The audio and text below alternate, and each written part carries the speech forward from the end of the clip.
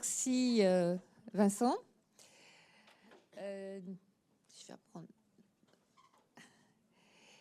Voilà, donc nous avons le grand plaisir, Marion et moi-même, de vous présenter notre bilan du programme de recherche Devise Up qui s'est déroulé sur 4 années sur le thème des enjeux psychiques et psychosociaux de la compétition e-sport chez les seniors. Vous m'entendez bien? Peut-être que je parle un petit peu plus près. Prolongement de l'expérimentation Silver Geek. Nous avons été présentés précédemment. Donc, brièvement, nous sommes toutes les deux enseignantes-chercheuses en psychologie. En psychologie, oui. Mais sous... où tu l'as été, mais dans deux disciplines assez différentes, oui, assez différentes de la psychologie. C'est pour moi-même la psychologie sociale, au Centre d'études et de recherche de la cognition et de l'apprentissage, et pour Marion. Donc moi, je suis psychologue clinicienne et chercheur attachée à un laboratoire qui s'appelle le PCPP à l'Université Paris-Cité. Alors, Devise Up, poursuivez deux objectifs. Premier objectif, analyser les conséquences sur l'état psychologique et bien-être des seniors de l'activité Silver Geek, préparation et participation aux compétitions e-sport. Et plus spécifiquement, il s'agissait d'essayer de donner des éléments de réponse à la question quels sont les effets des victoires et des défaites pour les seniors en lien avec leur propre histoire. Et puis aussi, nous interrogions sur le fait que la compétition e-sport pourrait servir à prévenir la dépression ou à l'inverse, bien sûr, hypothèse réfutable, créer des difficultés en cas de défaite. Et puis, second objectif, est-ce que la pratique du jeu vidéo permet aux seniors de développer ou de préserver leur sociabilité, de développer de nouvelles habiletés et donc contribuer à parfaire ou à développer des activités numériques qui pourraient être mises au profit de la communication intergénérationnelle notamment. Et pour cela... Donc pour cela, en fait, sur les 4 années de recherche, on a utilisé pas mal de méthodologies, comme vous pouvez voir là. Donc on a énormément de données, certaines qui ont été traitées, certaines qui sont encore à beaucoup exploiter. Et donc notamment, il y a eu des questionnaires en ligne auprès de seniors gamers à partir de 55 ans, donc là qui n'étaient pas spécialement compétiteurs. Également des observations de nombreux ateliers Silver Geek qui ont été faits sur plusieurs saisons entre 2020, un peu compliqué avec le Covid bien évidemment, jusqu'à 2023. Également observation de différentes compétitions, Gamer Assembly, Paris Games Week, etc. Des entretiens de recherche, donc entretiens de recherche en psychologie clinique, mais aussi entretiens de recherche psychosociaux, donc là avec les seniors compétiteurs qu'on a pu rencontrer qui participaient aux compétitions Silver Geek. Des groupes de parole qui ont été faits avec les seniors qui participaient aux ateliers Silver Geek, donc là in situ, donc avec des seniors qui ne sont jamais allés aux compétitions également, plus ceux qui participaient.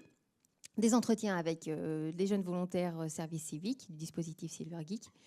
Et également une enquête en ligne qu'on avait menée au tout début, pendant la période Covid, puisqu'on était un peu bloqués. Vous vous rappelez, tous les établissements qui accueillent des personnes âgées étaient fermés. Donc forcément, quand on démarre une étude sur les seniors, c'est pas simple.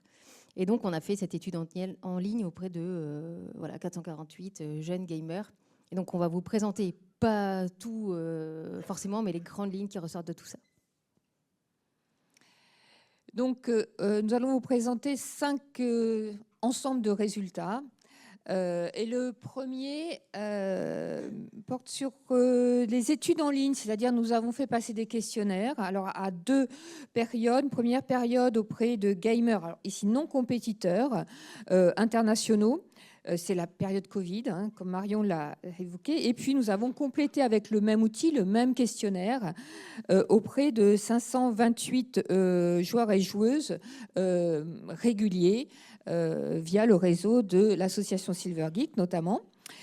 Et cette étude visait à analyser les stratégies de motivation des seniors gamers et voir leur effet sur leur bien-être psychologique et social.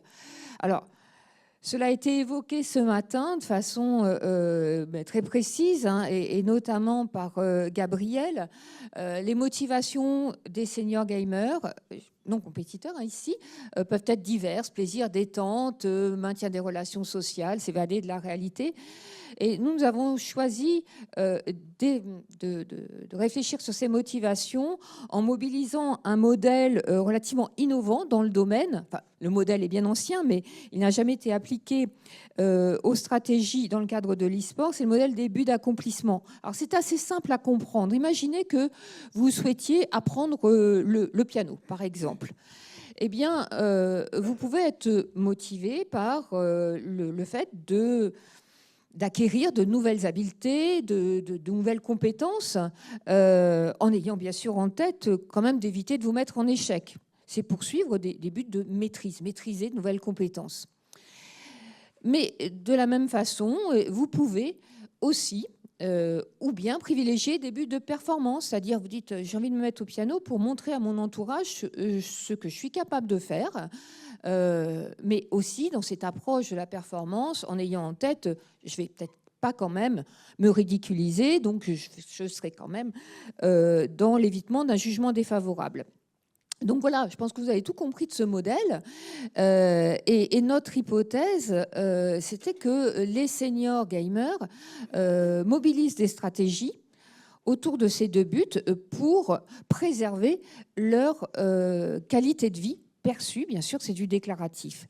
Et nos résultats ont montré que ce sont essentiellement, même seulement, la poursuite de buts de maîtrise qui prédit chez les seniors, un meilleur état de santé psychique et physique perçu, meilleure sociabilité, et meilleure estime de soi et émotions positives.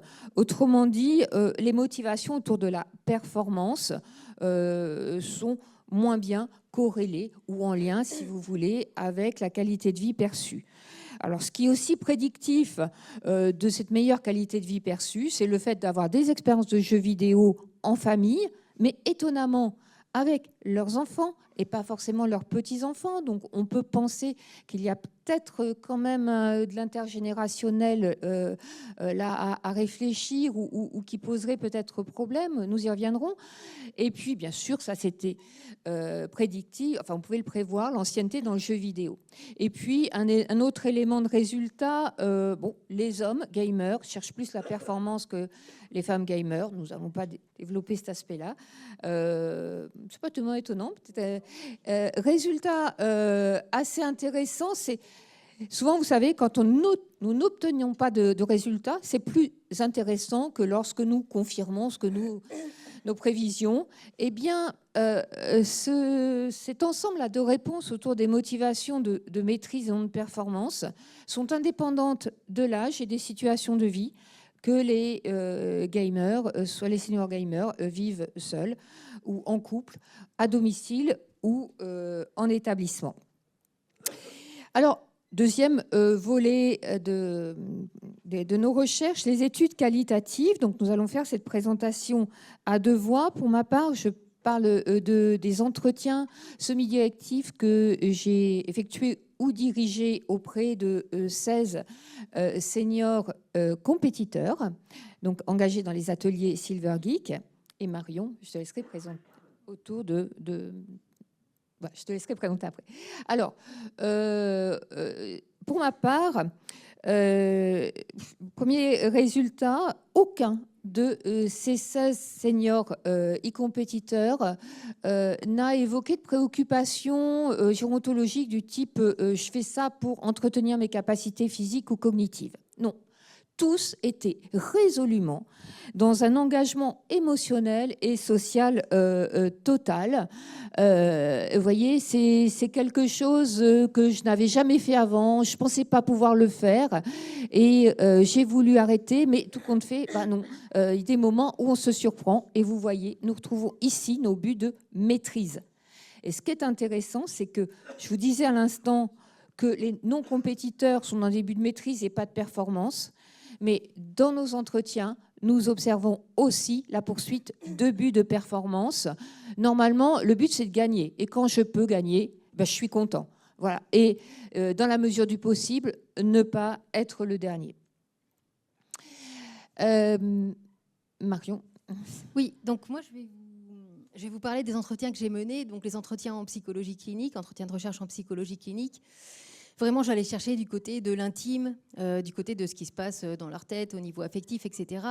Donc, dans ma présentation, je vous ai mis quelques citations là dans les bulles, mais je vais vraiment être porte-parole aussi des seniors, et c'est pour ça que j'ai un petit papier, parce que je vais vous citer aussi d'autres choses qu'ont pu dire les seniors. Tout d'abord, ce qu'on voit, c'est que au départ, il y a vraiment une impression, qui reste une impression de faible importance des victoires. Ça, on peut l'entendre, par exemple, Irène qui me dit « Je suis un peu âgée à 93 ans pour être sensible à perdre. Moi, j'ai passé une bonne journée, il faisait un temps superbe, les gens étaient gais, mon accompagnatrice était jeune, gaie, enthousiaste, c'était une super journée. » Donc ça, on l'entend beaucoup.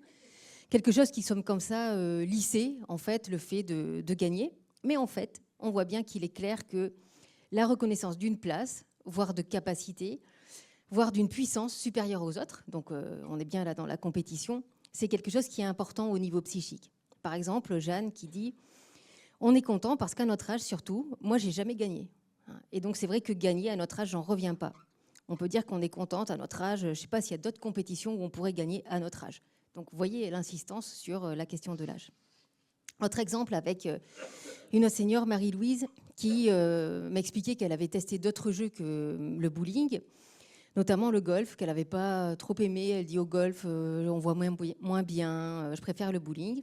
Et puis, au bout de l'heure, la grosse heure d'entretien qu'on a, elle me dit, en fait, je préfère le bowling parce que je crois que je ne ferai pas les mêmes scores que je fais au bowling au golf.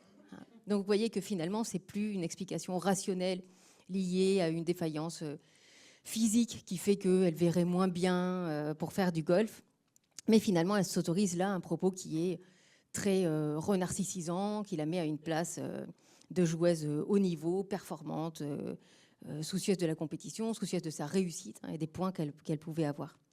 Donc on entend bien derrière ces mots, et on l'entend vraiment chez quasi la totalité des seniors que j'ai pu interroger, cette émergence finalement d'un secret plaisir d'être performant, d'être le rival, d'assumer vraiment la compétitivité. Comme par exemple Marius, qui me dit non sans fierté, je gagnais tout le monde à chaque fois. D'ailleurs, ils m'ont dit que c'était plus la peine de jouer, je fais que gagner, les autres, ils n'ont pas de points. Ainsi, si la compétition, le e-sport, ça fait courir le risque de l'échec, forcément, il n'y a toujours qu'une équipe qui gagne, même les scores, même dans les duos de gagnants, il peut y avoir quelqu'un qui a fait un meilleur score que l'autre, donc ça peut porter un coup comme ça au narcissisme. Toutefois, on voit bien qu'il y a cette compétitivité, cette agressivité qui reste bien maintenue et qui fait partie des éléments psychiques qui sont nécessaires à la vie à tout âge. C'est-à-dire que même chez les seniors, on a tendance un peu à oublier que cette combativité, cette compétitivité, elle agite encore les psychés vieillissantes. Donc ça, c'est vraiment important de se dire, les seniors qui veulent encore gagner, c'est plutôt quelque chose d'intéressant.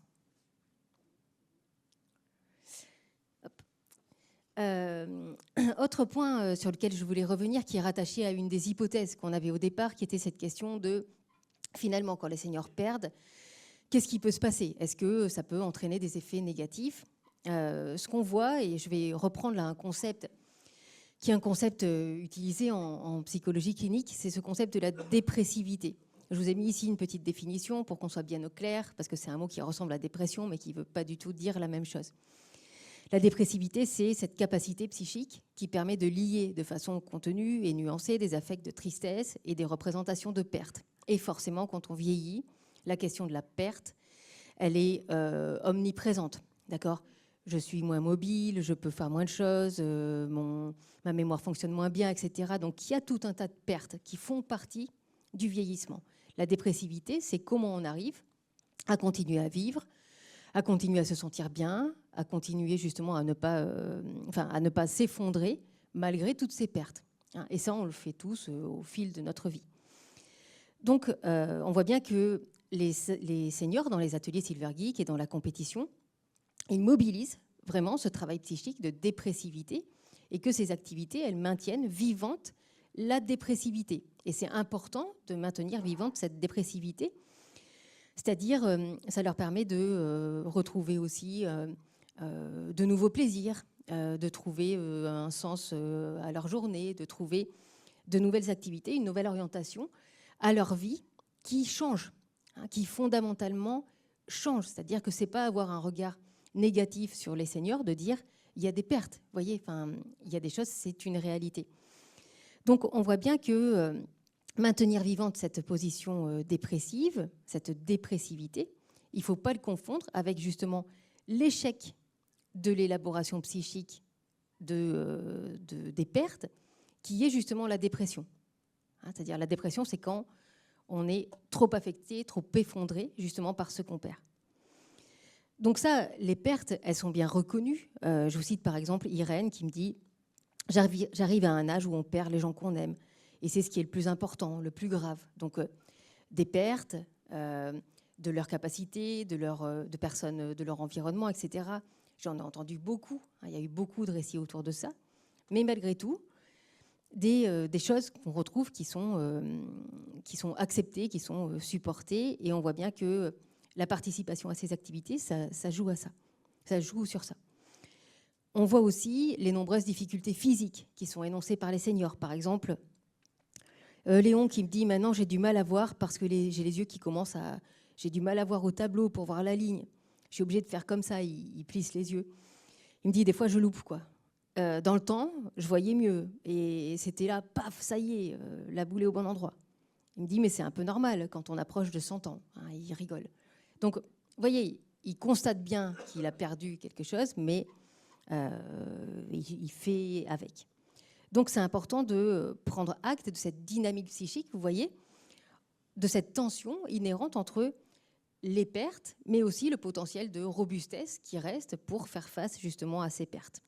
Et ça, ces pertes-là, c'est vraiment quelque chose que j'ai entendu souvent, notamment rattaché aux ateliers Silvergeek, avec la peur, par exemple, de ne pas pouvoir participer à la prochaine saison.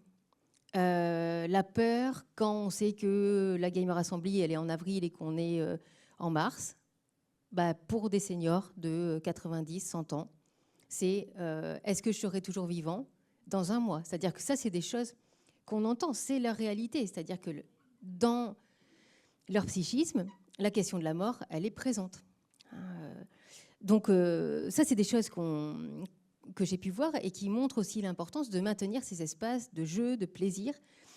Je les ai entendus pour beaucoup, et ça j'adresse aussi à Silvergeek, râler par rapport aux arrêts de jeu, puisque les sessions des ateliers s'arrêtent après la Gamer Assembly, donc en avril, et reprennent souvent en octobre.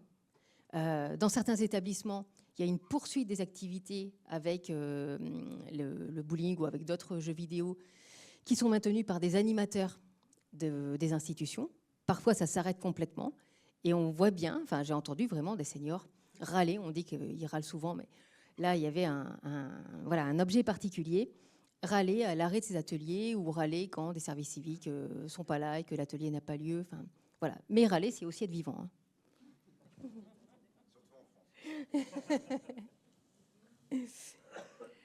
Donc, poursuivons sur certains axes de nos résultats, donc pas tous, nous avons fait une sélection. L'atmosphère compétitive comme un puissant facteur de motivation et tous nos entretiens sont traversés par ces émotions positives intenses, cette excitation collective.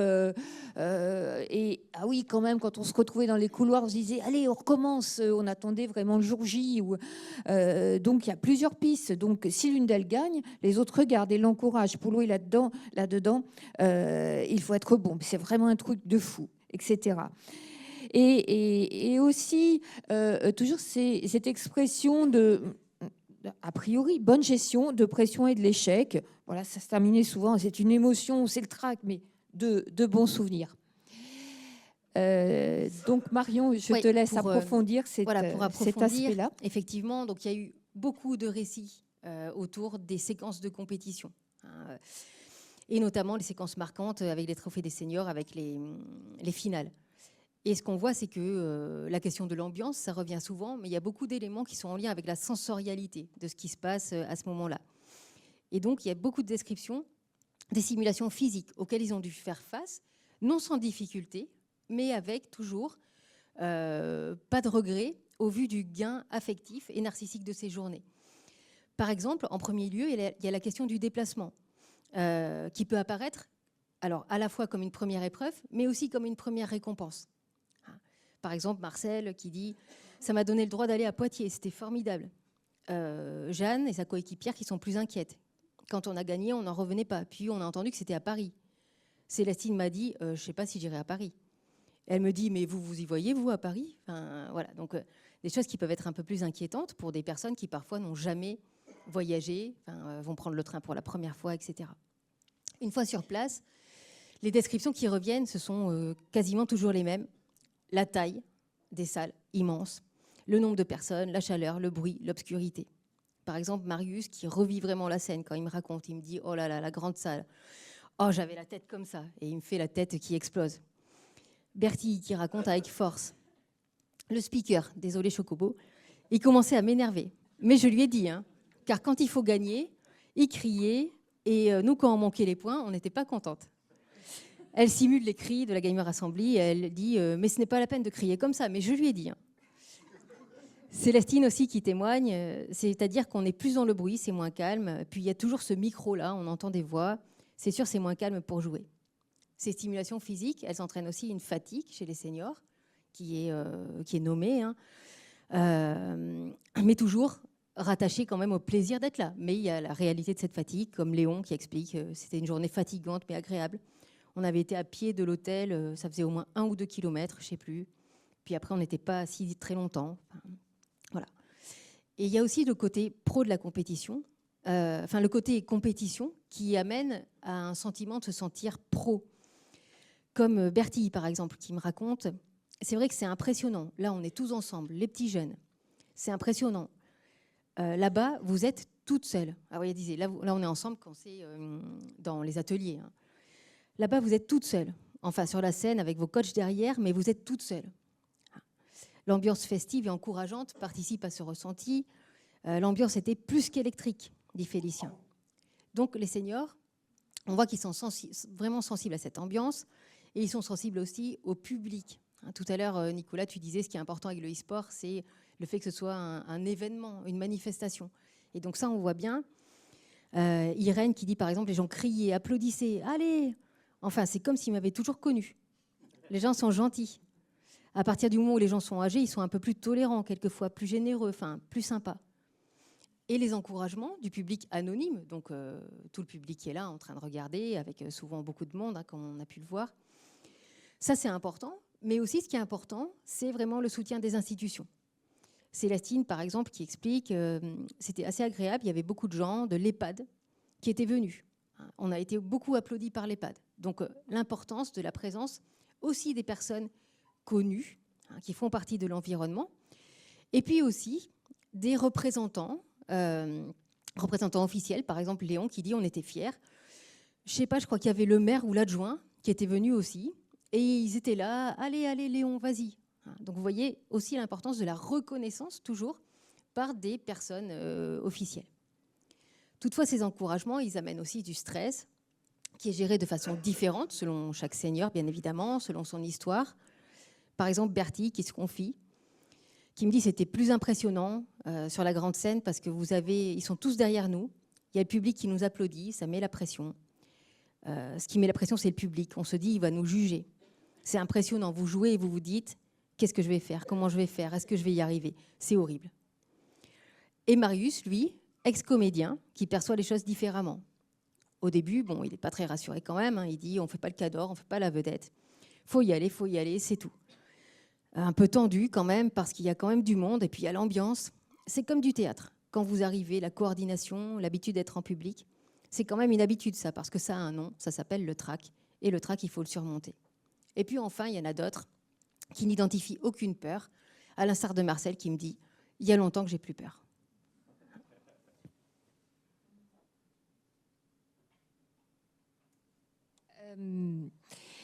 Donc là, un résultat attendu qui découle de ce qui a déjà été présenté, mais sur lequel nous allons nous arrêter un petit peu. L'e-sport comme source d'interaction sociale positive. Alors, positive entre les résidents notamment. Voilà, le bowling nous a rapprochés. Nous sommes devenus très bons amis à la résidence. Nous sommes une petite équipe d'amis bowling. Mais interaction sociale positive, en particulier avec les jeunes coachs, entendons les jeunes engagés dans les services civiques. Et de nombreux propos du type il ne tenait pas compte de nos handicaps, on s'est lié d'amitié avec ces jeunes, ou encore on s'entendait très bien avec ces jeunes, il disait allez grand-père, on y va. Alors, nous allons revenir rapidement sur ce rapport des jeunes coachs avec les seniors. Mais avant, un résultat, alors là, peut-être en demi-teinte, c'est-à-dire on pourrait s'attendre à une transmission, ou du moins, pardon, allons directement à ce que nous avons constaté. Sur 16 entretiens, seule la moitié des participants ont rapporté avoir reçu des marques d'intérêt et de fierté de la part de leur famille. Alors, on pourrait dire la moitié, voyons, le verre plutôt à demi-plein plutôt qu'à demi-vide, certes. Bon. Et donc, dans ces cas-là, on peut considérer que l'e-sport joue le rôle de passerelle entre les générations, favorise cette interaction. Mais quand même, bon, voilà, on peut lire, on peut entendre, ils étaient en admiration devant leur grand-père, on est revenu, et oui, même les cousins de loin, on dit, eh ben, t'es vraiment un champion, ah oui, le frère, il s'en sort pas mal. Mais on entend aussi, oui, j'en ai parlé à mes enfants, mon fils m'a dit, bah, maman, occupe-toi autant que tu peux.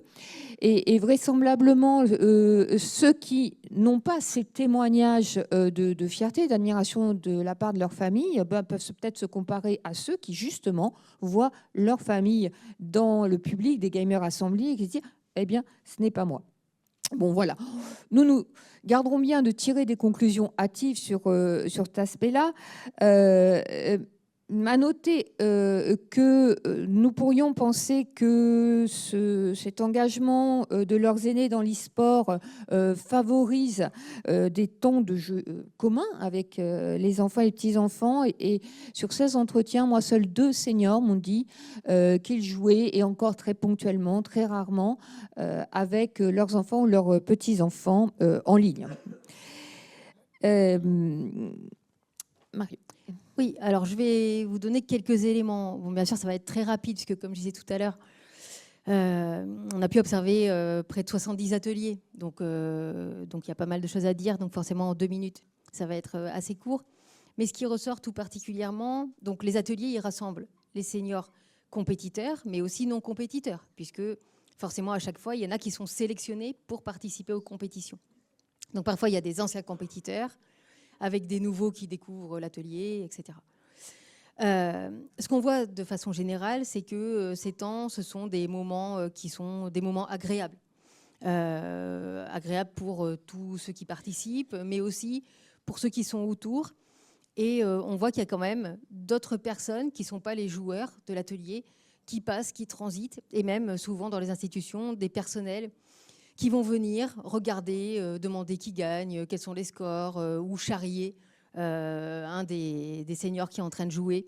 Donc ça peut être voilà, le cuisinier, ça peut être l'infirmière qui passe, quelqu'un qui passe comme ça et qui va s'intéresser un peu.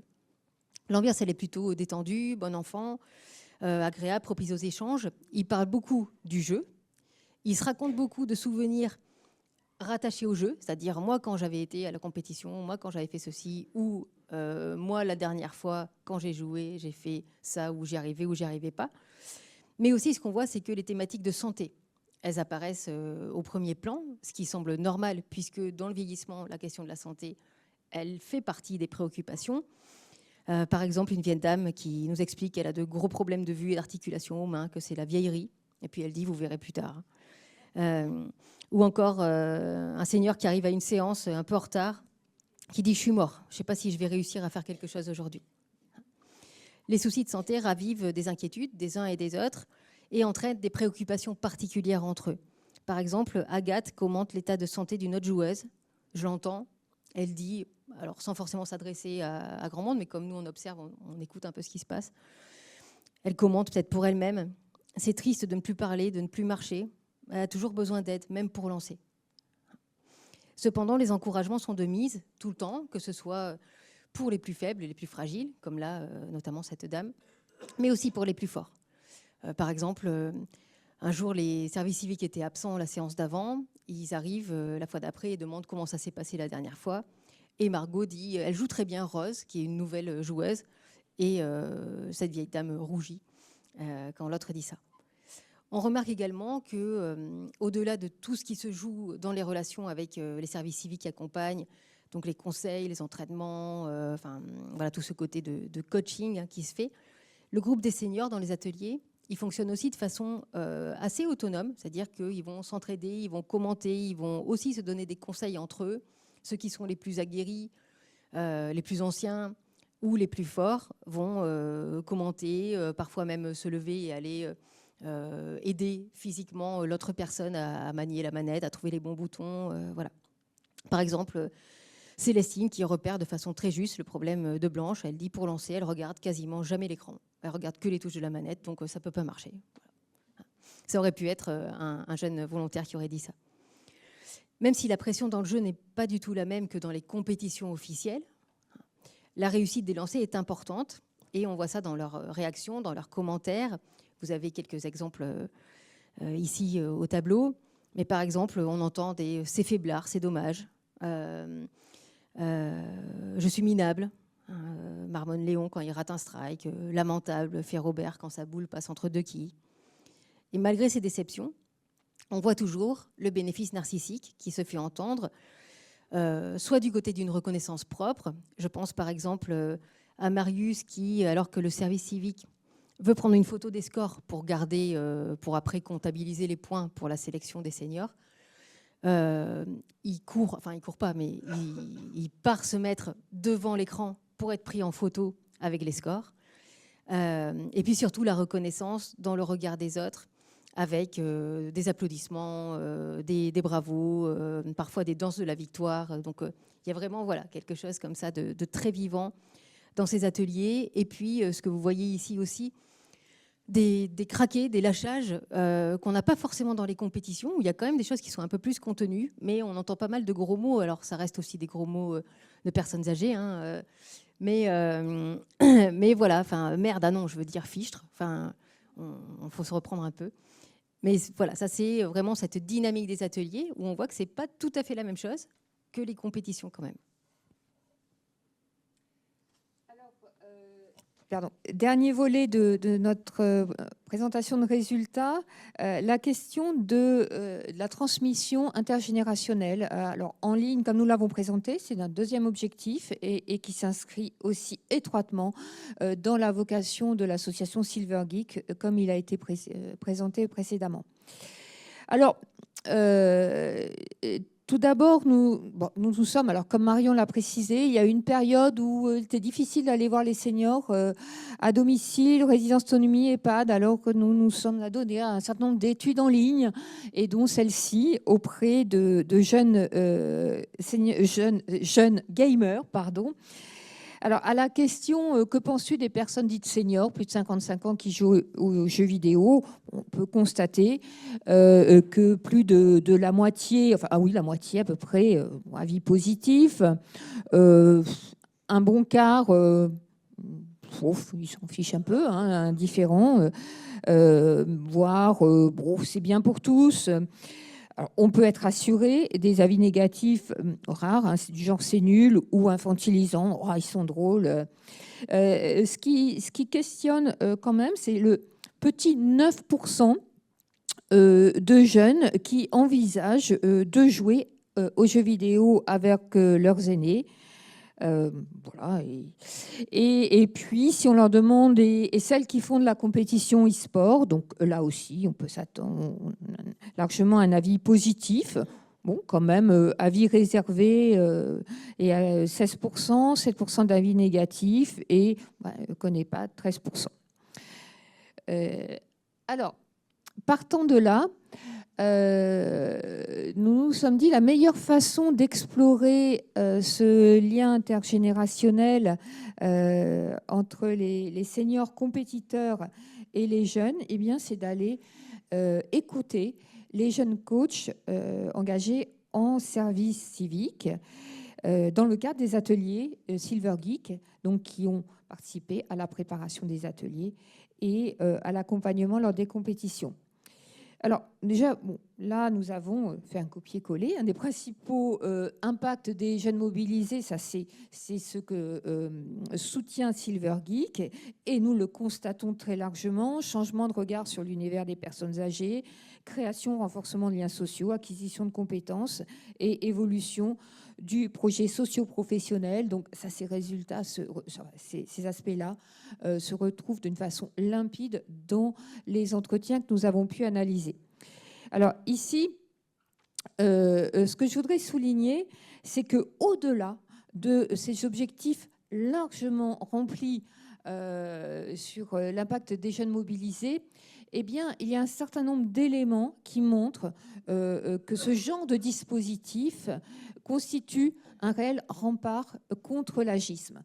Donc l'agisme, les préjugés et stéréotypes à l'encontre, alors des jeunes certes, mais là nous allons parler à l'encontre des personnes âgées, donc des jeunes générations, à l'encontre des personnes âgées ou pas. De toute façon, quel que soit l'âge, nous pouvons mobiliser des stéréotypes et des préjugés à l'encontre de personnes qui sont plus âgées que nous, indépendamment de l'âge. Bon, concernant les personnes âgées, il y a un stéréotype préjugé avec la version évaluative, hein, c'est le préjugé. Stéréotype, on pourrait dire que c'est positif, mais enfin, pas trop quand même. Hein. C'est qu'une personne âgée est toujours chaleureuse, mais aussi incompétente. Et là, ce que nous retrouvons dans les propos des jeunes en service civique, c'est qu'ils perçoivent les personnes âgées comme chaleureuses et compétentes, notamment parce qu'ils constatent qu'elles peuvent être assidues, entraînées, passionnées par l'esprit de compétition et bien entendu sérieuses dans leur engagement. Autre rempart contre l'agisme, cette situation de réciprocité et d'interdépendance dans un espace-temps sportif commun. Comme l'a dit Marion tout à l'heure, ces expériences de vivre ensemble lors des déplacements, des compétitions et ce partage des mêmes codes du gaming. Réciprocité, c'est du donnant-donnant, puisque bien sûr les jeunes en service civique apportent leur soutien psychologique, mais aussi leur technicité aux seniors compétiteurs, et les seniors compétiteurs apportent aux jeunes une expérience de vie qui, en les écoutant, ils ne sont pas prêts de l'oublier, mais vraiment c'est avec beaucoup d'émotion que ces jeunes restituent cette expérience de service civique. Aussi, le recul de préjugés agistes bienveillants. Alors, oui, la bienveillance n'est pas toujours une bonne chose. Ça vous évoque peut-être cette idée du sexisme bienveillant. C'est-à-dire que dès lors qu'on considère une personne âgée comme gentil petit papy, petite mamie, c'est un propos infantilisant, le petit, qui traduit un sentiment ou une expression ou une volonté de dominance sur autrui. Donc, nous avons relevé que très peu, extrêmement peu de propos de ce type-là. Et aussi recul des stéréotypes prescriptifs, c'est-à-dire cette idée que nous, moins âgés que ces seniors compétiteurs, nous saurions dire ce que les personnes âgées doivent faire et peuvent faire. C'est ce stéréotype prescriptif. On va leur apprendre ce qu'ils doivent faire pour être dans la norme. Et donc cela, c'est recul des préjugés par l'individualisation des relations, vraiment des relations affectives très, très intenses et durables, puisque ces rencontres perdurent sur plusieurs semaines. Et enfin, réduction de ce que nous appelons dans notre jargon psychologie sociale la menace du stéréotype d'incompétence, c'est-à-dire lorsque on se sent la cible d'un stéréotype, une personne âgée qui serait non compétente en activité numérique et encore moins en e-sport, eh bien pourrait être inhibé dans sa pratique et dans sa performance par la crainte donc de l'échec, plus que de l'échec, mais de confirmer ce stéréotype d'incompétence. Et là, lorsque nous entendons ces restitutions des jeunes en service civique qui disent « Ah non, mais à la fin, nous, on passait du temps à jouer avec eux ». Et c'était vraiment dans un échange quasi d'égal à égal. Ah oui, quelquefois on les gagnait, mais voilà, quelquefois c'était vraiment plus fort que nous. Donc nous voyons ici que ce dispositif est un vecteur de réduction de l'agisme. Et bien sûr, il faut réfléchir sur comment le faire encore plus savoir et le développer plus encore. Voilà. Pour aller encore un petit peu plus loin par rapport à ça, alors là, ce qui a été développé, c'est le rempart contre l'agisme, mais là, je vais vraiment parler de ce qui se joue chez les services civiques. Donc, comment finalement le dispositif CyberGeek, il peut être une expérience bénéfique pour les seniors, mais aussi pour les jeunes. Et donc, en pensant les choses qui sont un peu en écho, effectivement, chez les jeunes, donc les services civiques, hein, ce sont des jeunes adultes, grands adolescents, enfin, en tout cas, sur une période comme ça d'entre-deux, entre le monde de enfance ado et le monde des adultes, où la question c'est vraiment celle de faire génération, hein, de rentrer dans la nouvelle génération des adultes et puis de fait mener la génération d'au-dessus, encore au-dessus, etc. Enfin, donc c'est aussi un rapport avec le temps, un rapport avec la mort, un rapport avec la finitude. Hein, si je considère justement que moi je grandis, que je vieillis quand j'ai 20 ans ou 22 ans, ben, ça veut dire que ceux qui sont déjà vieux, ils vont devenir encore plus vieux, voire ils vont mourir. Donc il y a vraiment tout cet enjeu-là qui est présent. On parle justement hein, dans une défense qui se met en place chez tous les ados de ce fantasme d'immortalité. Alors ça, on peut le retrouver chez les ados, il peut rien m'arriver à moi, etc. Et en fait, quand on grandit, bah, on se rend compte que si, en fait, on est mortel.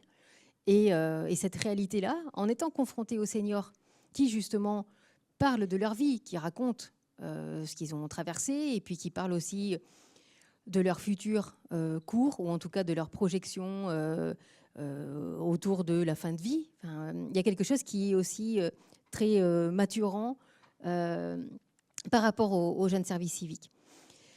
On voit que ces rencontres entre les services civiques et les seniors ramènent vraiment, permettent de saisir ce lien générationnel. Je cite ici Liam, par exemple, qui rapporte « On s'est rendu compte qu'en 4 jours, on a créé des liens, juste en vivant avec eux dans le même hôtel, en partageant les repas, en partageant les journées. Je pense que c'est le meilleur souvenir que j'ai eu, hein, donc sur vraiment le partage dans les compétitions. » Et il surenchérit. Quand on perd, c'est dur, parce que nous, personnellement, on est un peu triste. En fait, on est déçus plus pour eux. Mais enfin, personnellement, je veux dire, c'était pas important, c'est sûr, mais on voyait vraiment la déception dans leur regard, dans leur attitude. C'est ça qui était un peu dur. Mais la défaite nous a quand même fait comprendre qu'au final, on n'était pas venu pour la compétition, mais c'était avant tout un lien qu'on avait créé. C'est à ce moment-là, je pense, qu'on ouvre les yeux et qu'on comprend qu'on a créé quelque chose qui était bien plus, qui allait bien plus au-delà du simple « oui, c'est la compétition, on va à Paris ». Hein, donc on voit bien tout cet enjeu-là.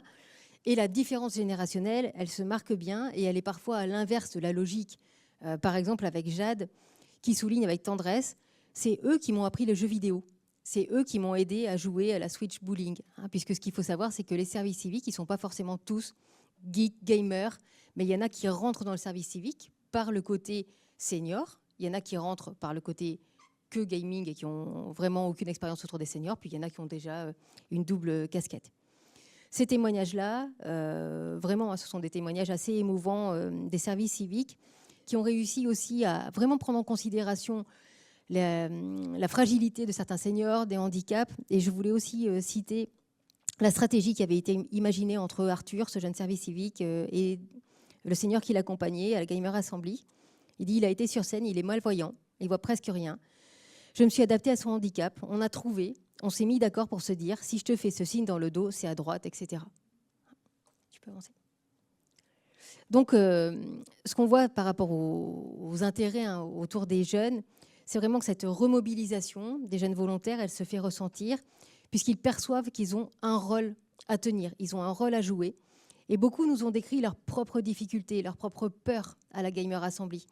C'est-à-dire que, comme je disais tout à l'heure, on a entendu certaines craintes des seniors, hein, le fait de monter sur scène, mais on a aussi entendu, et peut-être même plus, les peurs du côté des jeunes, comme Arthur, par exemple, qui dit une fois que c'était à Silver Geek de passer, je m'étais dit, putain, ça va être chaud. J'ai pas l'habitude, je commençais à stresser. Et en fait, on devait montrer qu'on n'était pas stressé pour ne pas qu'il stresse. Du coup, on gardait un peu la face, on se disait, allez, ça va le faire, ça va aller. Mais voir les personnes être autant à l'aise, les seniors, sur scène, s'éclater comme s'ils étaient dans leur salle, je me suis dit, ah ouais, ils ne doivent pas se rendre compte que là, il y a 3000 personnes qui les regardent et qui les acclament. Et à chaque strike, la scène tremblait, ça criait de partout. En tant que coach, je regardais ça un peu du point de vue extérieur. Je me suis dit, je mets la vision tunnel, je regarde que l'écran parce que sinon, je vais être perturbée. Et eux aussi, donc, ont réussi à garder leur calme, à jouer tranquillement. De même, Noé qui se souvient, c'est une grosse préparation, c'est beaucoup de stress de monter sur scène devant énormément de personnes, mais c'est au moins une chose à faire dans sa vie. Malgré tout, donc, tous disent avoir réussi à se dépasser, supporter leurs craintes, leur anxiété, en pensant aux seniors qu'ils devaient accompagner. Comme Gabriel qui dit, il y avait de la pression, mais le but, c'est de s'occuper des seniors. C'est de savoir qu'ils allaient bien. C'est la mission principale. Et ce qu'on peut, je terminerai par ça, ce qu'on peut voir, c'est que ce qui participe grandement à ça, c'est l'émotion qui va être engagée justement dans la relation avec les seniors, qui participe grandement à la force de l'engagement, comme chez Jade, qui par exemple me dit, on avait marqué le premier strike de la journée, j'étais tellement émue, j'avais les larmes aux yeux.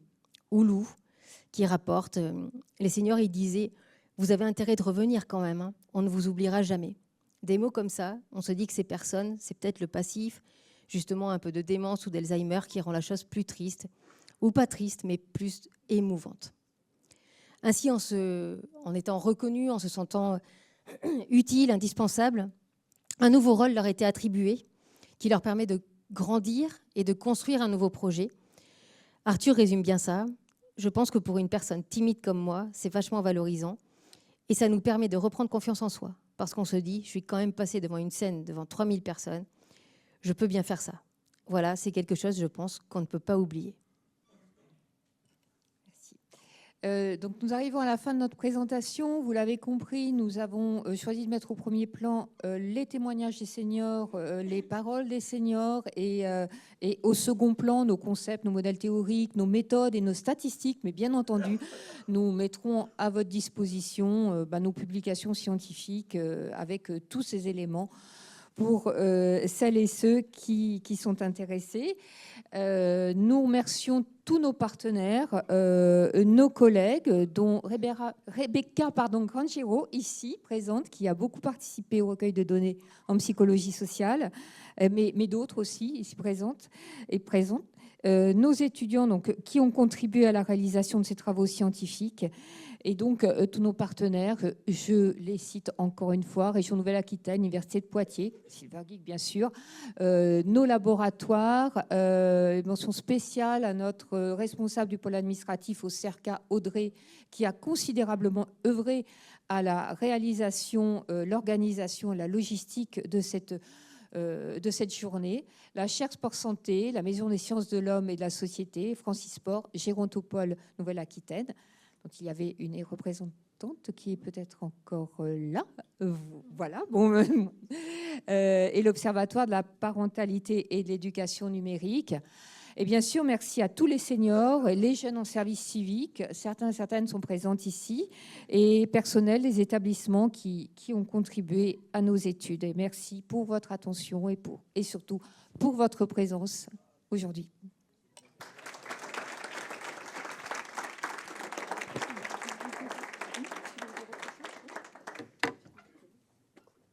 Merci beaucoup. Vous avez parlé d'émotion, je vais en avoir un petit peu dans la voix aussi. Je me rappelle quand on s'est rencontrés, c'était en 2018-2019. Nous, on débutait l'essaimage de Silver Geek et on avait ce souci de se dire, il se passe quoi concrètement, parce qu'on est une tête de réseau, donc on n'est pas en relation quotidienne avec le public. En fait, on les rencontre surtout dans les événements.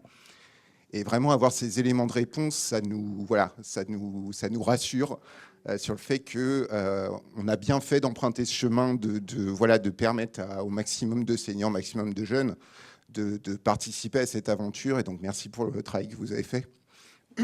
Pardon. S'il y a des questions, c'est le moment, que ce soit pour Marion et Catherine ou pour les intervenants de la matinée.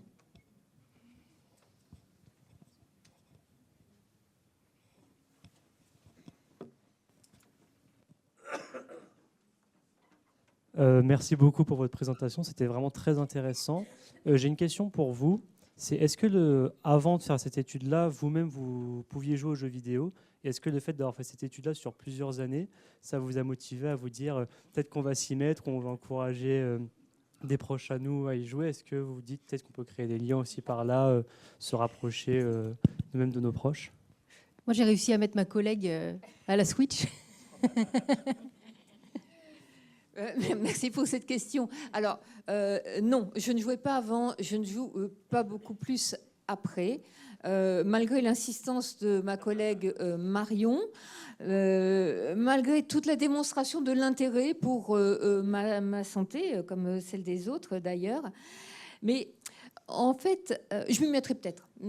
Mais je crois que ce que nous étudions là, c'est peut-être transversal à d'autres activités.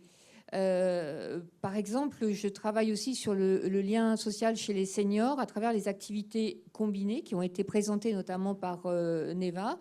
Et donc, cette question en psychologie sociale qu'est-ce qu'apportent les interactions sociales et aller chercher derrière sur des concepts et notamment, et c'est ce qui était innovant chez nous, de croiser une vision psychanalytique, de clinique psychanalytique et de psychologie sociale, dont vous avez pu peut-être reconnaître un certain nombre de concepts, la théorie du contact, les stéréotypes, etc. Ça, ce sont des méthodologies qui sont transversales et que l'on peut mobiliser dans d'autres contextes qui touchent aux problématiques, notamment du vieillissement. Donc le jeu vidéo, en même temps, en 4 ans, je crois que je me dis, là, quand je vais avoir un petit peu de temps, je vais m'y mettre. Mais voilà. Merci beaucoup. Je veux bien donc déjà vous remercier pour ce brillant exposé. Moi, je n'avais pas perçu ce double finalement atout pour les seniors, mais aussi pour les jeunes. Je trouve que ça, c'est hyper intéressant de voir que les deux ont un gain énorme finalement par rapport à cet accompagnement de jeu. Et moi, ça m'ouvre des perspectives par rapport à la prévention, quand on sait que les ateliers de prévention, c'est souvent compliqué de mobiliser des seniors, ou bien c'est toujours les mêmes. Et je me dis que là, vous amenez la preuve qu'en fait, par le jeu, on peut faire passer beaucoup de choses sans que finalement on soit dans quelque chose d'obligatoire, avec des injonctions. Et je trouve que ça, c'est très prometteur. Et en tout cas, merci de cette belle présentation. Merci à vous. Mais c'est l'opportunité qui nous a été donnée aussi par... voilà, c'est notre travail, c'était de mettre en exergue les atouts, et peut-être les failles aussi, mais il y en a eu très peu, du dispositif Silver Geek. Voilà, s'il y a quelque chose sur lequel nous devons travailler, un axe d'amélioration, c'est l'implication des familles. Alors, nous ne sommes pas trop arrêtés sur cette question-là. Bon, voilà, pas tirer de conclusion hâtive, il n'y a pas forcément de désintérêt des familles, mais peut-être pas suffisamment de disponibilité des familles pour s'intéresser.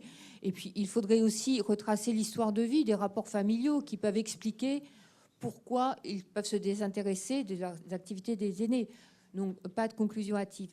Mais néanmoins, je pense que le dispositif Silver Geek gagnerait à plus impliquer peut-être les familles, peut-être des présences ponctuelles dans des ateliers.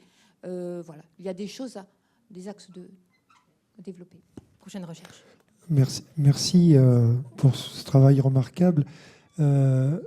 Pour ceux qui sont dans l'aventure depuis 11 ans, parce que les tout débuts, les prémices, c'était il y a 11 ans, la première année, on a fait une étude empirique, nettement moins grande et beaucoup moins scientifique que la vôtre, et on retrouve des confirmations. Donc moi, ça, comme l'a dit Vincent, c'est très rassurant. Hein, c'est-à-dire que des choses que... Et je vous invite si vous ne l'avez jamais lu, je vous invite à aller la lire maintenant, parce que vous verrez qu'il y a des choses que voilà, de façon empirique, on avait. Et je voudrais en citer quelques-unes. Je me souviens quand, avec Vincent, on a proposé, hein, après la décision de lancer les ateliers, dont on va fêter les 10 ans lundi, on a proposé d'y rajouter un côté fun avec des rencontres entre la première réaction, et je ne citerai pas les gens qui ont eu cette réaction, nous a dit non, les seniors ne vont jamais vouloir de compétition. Donc j'avoue qu'avec tout ce que j'ai entendu là pendant une demi-heure, on s'est très vite aperçu que c'était faux, mais là vous l'avez en plus documenté, donc c'est vraiment... Et peut-être pour rajouter par rapport à ce que vous dites, c'est la compétition, mais la compétition visible. C'est-à-dire que c'est pas juste la compétition lors des ateliers où on marque les points, ça c'est important, mais c'est les événements.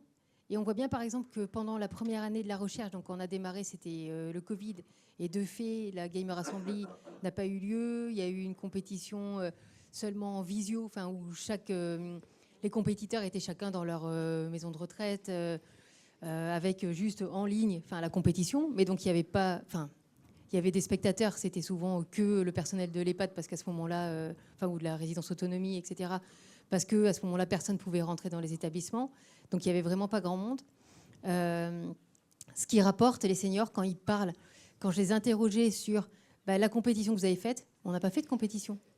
Si, ce jour-là, c'était mais avec les ordinateurs.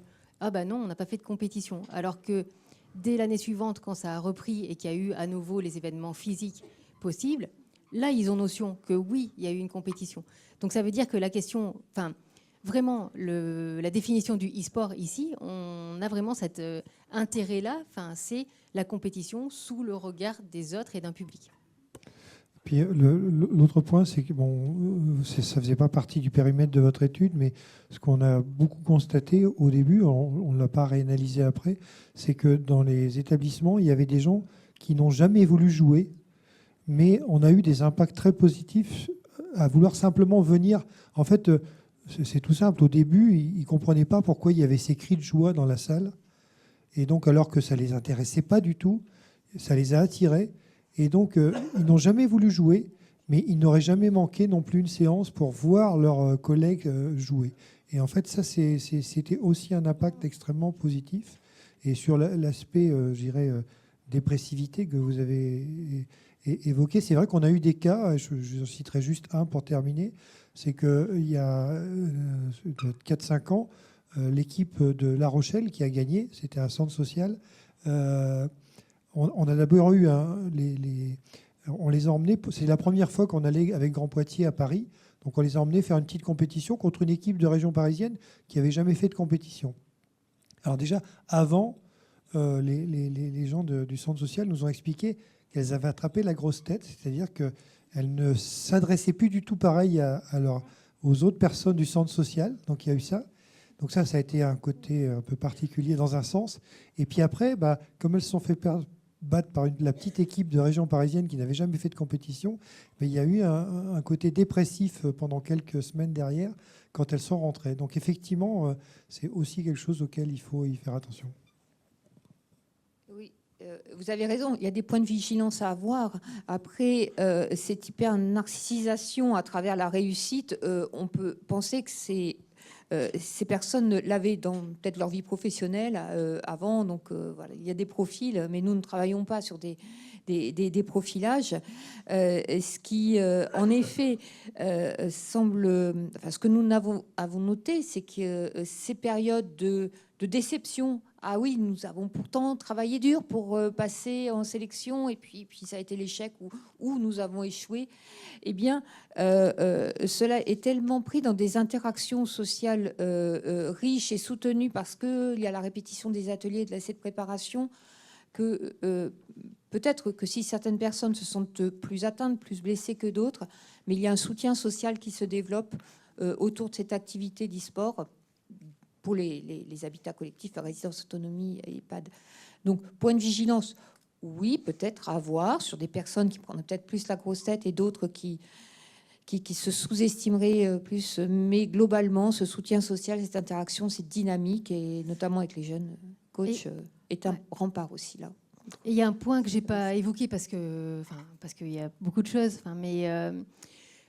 Moi, dans les entretiens avec les seniors compétiteurs, j'ai vraiment retracé aussi des éléments de vie, c'est-à-dire qu'ils ont pu raconter un peu leurs histoires de vie, et notamment le rapport à l'échec, à la perte, en dehors du jeu. Et ce qui était très intéressant, c'est justement de voir les ponts qu'ils ont pu faire entre des expériences de vie qu'ils ont pu avoir, traumatiques, douloureuses, etc., avec ces expériences, soit de réussite, soit de défaite au niveau des compétitions ou des ateliers même, hein, mais surtout des compétitions. Et justement, ça leur a permis de parfois réélaborer des événements qui avaient été traumatiques. On est quand même là avec des seniors qui ont, pour certains, connu la guerre, été déportés, eu des événements de vie forcément familiaux. Vous pouvez imaginer plein de choses diverses et variées.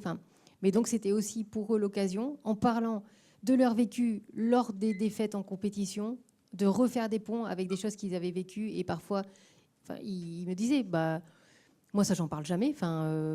Personne me demande de parler de ça. Alors que c'était pas forcément ça directement qui était interrogé, mais à partir des défaites ou des pertes ou de leurs difficultés lors des compétitions, ils ont été amenés à parler d'autre chose. Donc, il y a vraiment quelque chose qui est intéressant aussi dans l'accompagnement et l'écoute qu'on peut faire. On va prendre une dernière question avant la pause déjeuner. Oui, bonjour. Moi, j'ai une question qui peut être répondue en deux volets, à la fois au niveau de l'observation des seniors de votre étude et éventuellement des intervenants Silver Geek. C'est par rapport à est-ce qu'il existe, réel ou perçu, une instrumentalisation des personnes âgées par ce dispositif, au sens où ils sont mis en spectacle devant un public. Est-ce qu'il y a des risques au niveau de l'agisme bienveillant là-dessus, de montrer en spectacle des personnes âgées? Est-ce que c'est quelque chose qui est perçu par ces personnes-là dans le cadre de ce dispositif ou pas? Dans les ateliers, pas du tout, parce qu'ils sont très acteurs de ça. Donc, et dans les ateliers, ils sont en train de s'auto-regarder, parce qu'en fait, je regarde l'autre jouer, mais après, ils me regardent jouer.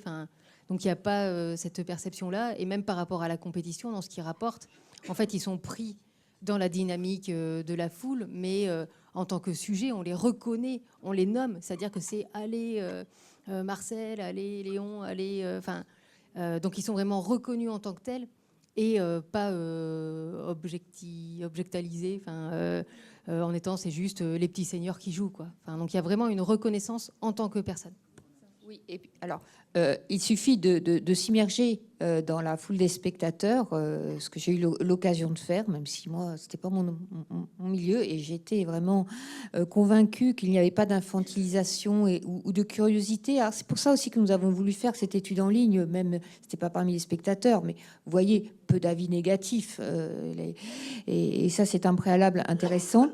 Après, oui, pour pas rester dans l'intuitif, il faudrait sans doute faire passer des questionnaires ou des entretiens dans le public, au sein du public. Mais il y aura un biais énorme, c'est-à-dire qu'ils viennent parce qu'ils sont motivés. Il y a aussi, alors là, je pense qu'on va pouvoir faire le tremplin avec ce qui va se parler, être présenté cet après-midi, puisque cet après-midi est consacré à une immersion dans l'univers de l'e-sport porté par Silver Geek. Et donc, voilà, oui, il faut aller au-delà de l'intuition et il faut imaginer des méthodes. Donc, il y a encore beaucoup à faire, mais vous avez raison. Il faut toujours avoir des points de vigilance. Il ne faut pas se satisfaire de ces résultats qui sont déjà très encourageants. Je passe. Juste pour compléter sur cette question, en fait, c'est tout l'intérêt d'avoir créé un projet. On dit souvent, il marche sur deux jambes. Il y a les compétitions, mais c'est parce qu'il y a les ateliers avant, qu'il y a la régularité, qu'il y a le terreau de la relation intergénérationnelle qui se fait dans les ateliers, que les seniors arrivent aussi dans les compétitions en étant performants, même si ce n'est pas les premiers objectifs. Et du coup, il y aurait ce risque-là si les seniors étaient mauvais, entre guillemets, et qu'on les encourageait juste parce que c'est des seniors. Or là, ce n'est pas le cas. On se prend au jeu. On a des vrais compétiteurs sur scène comme n'importe quel compétiteur, et c'est ça qui fait la différence. On va manger, du coup. Merci beaucoup et encore bravo.